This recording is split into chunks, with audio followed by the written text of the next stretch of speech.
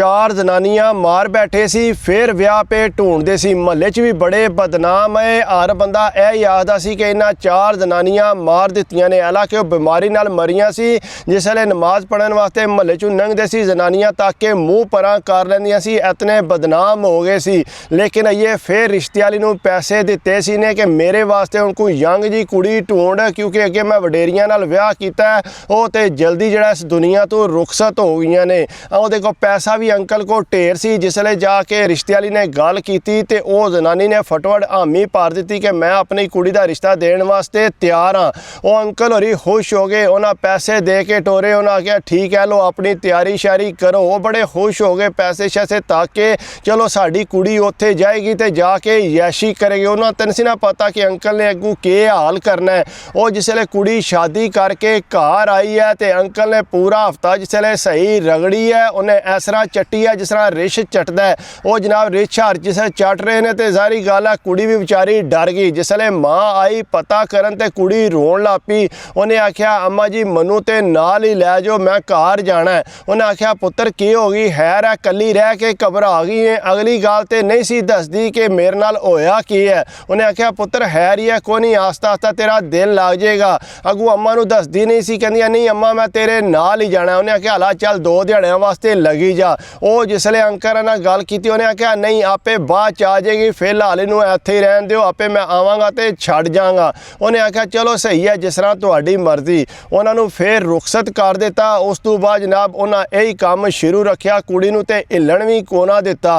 वो लगातार कमरे च ही उन्होंने लम्या पाई रखते। रिछ हार जिहड़ा चट चट के ना वो कुड़ी दे अंदर इतना खौफ पैदा कर दिता सी। जिसले उठ के खलोंदी सी विचारी दियां लत्तां भी जिहड़ा जवाब दे गईयां सी। इतना को अंकरा ਉਹਦੇ ਨਾਲ सूरत हाल कर दी सी।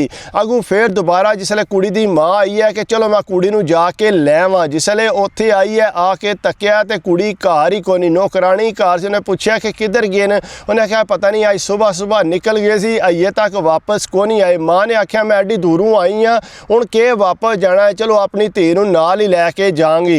वो जिसे काफ़ी देर इंतज़ार करती रही है, शाम हो गई है। जिसले शामा वेले धी वापस आई है, अम्मा नूं तक के फटोफट कलावा मार लिया। उन्हें क्या हैर हो गई है।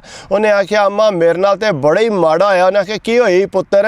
उन्हें आख्या इस तरह मैनू एक हकीम कोल खड़िया सी ने, हकीम अंदर कमरे च लै गया सी, मेरे सारे कपड़े लुआ के मेरिया लत्तां खोल के ते पता नहीं के चैक करता रहा, के दवाई रखता रहा अंदर। उन्हें आख्या ये क्या काम किया उन्हें। उन्हें आख्या मैं गल करनी आ। उन्हें जिसले गल की अगू बाबे हरी आखदे ने कि तुहानू कोई मसला है, ये तुसा कुड़ी मनु दित्ती है, मेरी बीवी है, मैनू पता है कि मैं के करना है इहदे नाल, इस वास्ते तुसी कोई गल ना करो। उन्हें आख्या असीं 2 दिन वास्ते इहनूं कुड़ी नूं खड़ना है तो आपे कुड़ी वापस आ जाएगी। उन्हें आख्या हला लै जाओ। वो जनाब इस तरह होया कि कुड़ी नूं लैके माँ ते घर टुर गई। जाके कुड़ी रोवे। उन्हें आख्या अम्मा मैनू तलाक दवा दे, मैं नहीं बचना इत्थे, मेरी हालत तक लै निक्का जा मेरा मुँह हो गया। वो बाबा तो दिन रात मेरे पिछे प्या रहा। उन्हें आख्या पुत्र कोई नहीं एडा भी बुढ़ा होया उन्हें के करना। आख्या अम्मा तैनू नहीं पता वो मेरे नाल के करदा है, वो तो इस तरह करदा जिस तरह कोई जानवर है। वो उन्हें आख्या पुत्र कोई नहीं अल्लाह हैर करेगा, घबराना है भी खानदान च भी साड़ी बदनामी होगी, सारे आखणगे तको वडेरे नूं दित्ती सी ने, वो इस्तेमाल भी हो के आ गई है तो फिर तलाक लैके वापस आ गई है।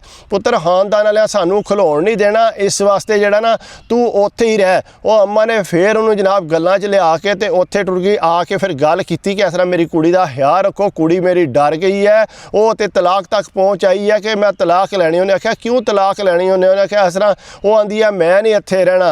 उन्हें पूछा अंकल ने हैर हो गई है, तेनों कोई मसला है तो तेनों खाण पीण वास्ते नहीं लभदा। वो अगू चुप कर गई, उन्हें कोई गल ना की। वो अंकल इंज के अंदर जाके रुपया लख लैके लिया के कुड़ी की माँ नूं दित्ता, लो कोई खा पी लवो, चलो अपने घर का थोड़ा काम करा लिओ। अगलियां दे हत्थ विच लख रुपया आया। उन्हें फिर धी नूं समझाया कि कोई नहीं धीए हैर है, मैनूं पता कि वडेरा है लेकिन बंदा चंगा, कोई नहीं मसला घर बूआ तेरे ही है ना। वो कुड़ी नूं फिर उत्ते छड्ड के टुर गए। वो इस तरह करदिआं जां 6-7 महीने गुजर गए तो कुड़ी का बिल्कुल एंड हो गया। वो बाबा जिहड़ा दिहाड़ी जिहड़ा लंगरी रख लैंदा सी, लंगरी च दवाई रख के कुट के ते गिलास च पा के नाले उन्होंने दिंदा सी, नाले आपू पींदा सी। वो जनाब उन्होंने पता नहीं सी है कि मैनू पिला रहा। करदिया कराया जिहड़ा कुड़ी आस्ता आस्ता बीमार होना शुरू हो गई, काफ़ी ज़्यादा बीमार है, उहदे कोल ते मंजी तो भी नहीं सी उठण होंदा पिया। वो कुड़ी जिहड़ी है जिसले माँ आई उन्हें आख्या मैनू पता नहीं की हो गया, मैनू तो समझ नहीं आती पी। उन्हें आख्या पुत्र ना फिक्र कर, अल्लाह हैर ਕਰੇਗਾ ਮੈਂ ਤੈਨੂੰ ਡਾਕਟਰ ਕੋ ਖੜਾਂਗੀ ਤੇ ਮੈਂ ਤੈਨੂੰ ਚੈੱਕ ਕਰਾ ਲਾਂਗੀ।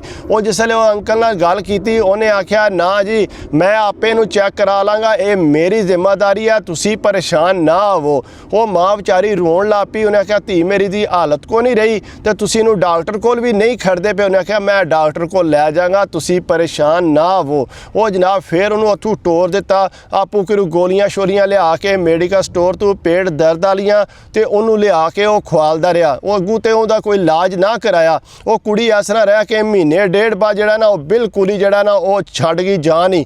ਉਹਨੇ ਆਖਿਆ ਬਿਲਕੁਲ ਇੰਝ ਲੱਗਦਾ ਸੀ ਖਤਮ ਹੀ ਹੋ ਗਿਆ। ਮਹੱਲੇ ਵਾਲੇ ਵੀ ਸਾਰੇ ਅਗਲੇ ਪਿਛਲੇ ਇਕੱਠੇ ਹੋ ਆਏ। ਉਹਨਾਂ ਜਾ ਕੇ ਕੁੜੀ ਦੀ ਮਾਂ ਨੂੰ ਆਖਿਆ ਕਿ ਇਸ ਤਰ੍ਹਾਂ ਆਪਣੀ ਕੁੜੀ ਨੂੰ ਲੈ ਜਾਓ, ਇਹ ਜਿਹੜਾ ਪਤਾ ਨਹੀਂ ਕੀ ਕਰਦਾ, ਦਵਾਈਆਂ ਲਿਆ ਕੇ ਇਸਤੇਮਾਲ ਕਰਦਾ, ਜਿਹਦੀ ਵਜ੍ਹਾ ਨਾਲ ਜਿਹੜਾ ਇਤਨਾ ਮਸਲਾ ਬਣਦਾ। ਪਹਿਲਾਂ 4 ਜਨਾਨੀਆਂ ਜਿਹੜੀਆਂ ਮਾਰੀਆਂ ਸੂ ਉਹ ਵੀ ਇਸੇ ਤਰੀਕੇ ਨਾਲ ਮਾਰੀਆਂ ਸੂ। 2-3 ਤੇ ਗੱਲ ਵੀ ਆ ਕੇ ਕਰਦੀਆਂ ਸੀ ਮਹੱਲੇ 'ਚ ਕਿ ਪਤਾ ਨਹੀਂ ਕਿ ਦਵਾਈ ਖਵਾਉਂਦਾ ਜਿਹਦੇ ਨਾਲ ਜਿਹੜਾ ਨਾ ਜਾਨ ਹੀ ਬਿਲਕੁਲ ਖਤਮ ਹੋ ਜਾਂਦੀ ਹੈ, ਅਸਰ ਹੀ ਕੋਈ ਨਹੀਂ ਰਹਿੰਦਾ ਤੇ ਦਵਾਈ ਖਵਾਲ ਕੇ ਤੇ ਆਪੂ ਉੱਤੇ ਚੜਿਆ ਰਹਿੰਦਾ ਤੇ ਪਤਾ ਨਹੀਂ ਕਿ ਉਹ ਹਰਕਤਾਂ ਕਰਦਾ ਰਹਿੰਦਾ।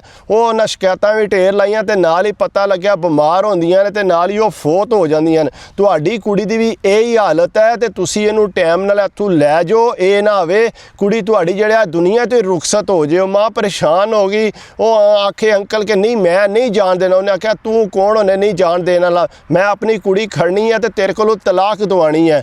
ਉਹਨੇ ਆਖਿਆ ਨਹੀਂ ਤੁਸੀਂ ਮੇਰੇ ਕੋਲੋਂ ਪੈਸੇ ਲਏ ਨੇ, ਲੱਖ ਰੁਪਈਆ ਮੈਂ ਤੁਹਾਨੂੰ ਉਦੋਂ ਦਿੱਤਾ ਫਲਾਣੇ। ਉਹਨੇ ਕਿਹਾ ਜਾ ਜੋ ਕਰਨੀ ਕਰ ਲੈ, ਲੇਕਿਨ ਮੈਂ ਆਪਣੀ ਕੁੜੀ ਲੈ ਚੱਲੀ ਹਾਂ। ਉਹ ਮਾਂ ਜ਼ਾਰੀ ਗੱਲ ਆ, ਉਹਨੂੰ ਪਤਾ ਲੱਗ ਗਿਆ ਸੀ ਕੁੜੀ ਮੇਰੀ ਮਰ ਜਾਏਗੀ ਇੱਥੇ ਰਹਿ ਕੇ, ਇਹਨੂੰ ਮੈਂ ਨਾਲ ਲੈ ਜਾ ਤੇ ਚੰਗਾ।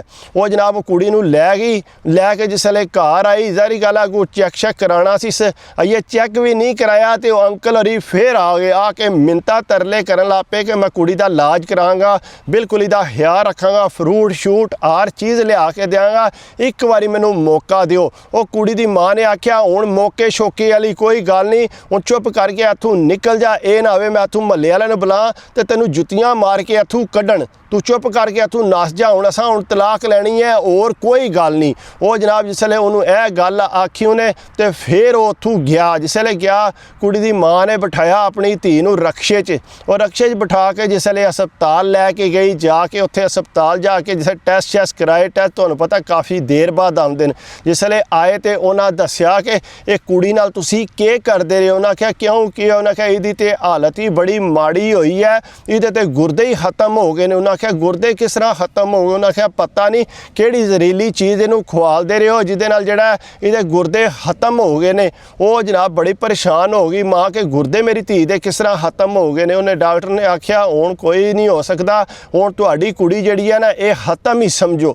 ਉਹ ਜਨਾਬ ਜਿਹੜਾ ਬੜੇ ਪਰੇਸ਼ਾਨ ਹੋ ਗਏ, ਰੋਣ ਲੱਗ ਪਏ ਕਿ ਇਹਨੇ ਤਾਂ ਸਾਡੀ ਕੁੜੀ ਮਾਰ ਦਿੱਤੀ ਹੈ ਸਮਝੋ। ਉਹਨਾਂ ਆਖਿਆ ਅਸੀਂ ਪੁਲਿਸ ਜਾ ਕੇ ਰਿਪੋਰਟ ਕਰਾਉਂਦੇ ਹਾਂ, ਨਾਲੇ ਜਿਹੜਾ ਕੁੜੀ ਸਾਡੀ ਜਿਹੜੀ ਆ ਪੂਰਾ ਬਿਆਨ ਦੇਗੀ।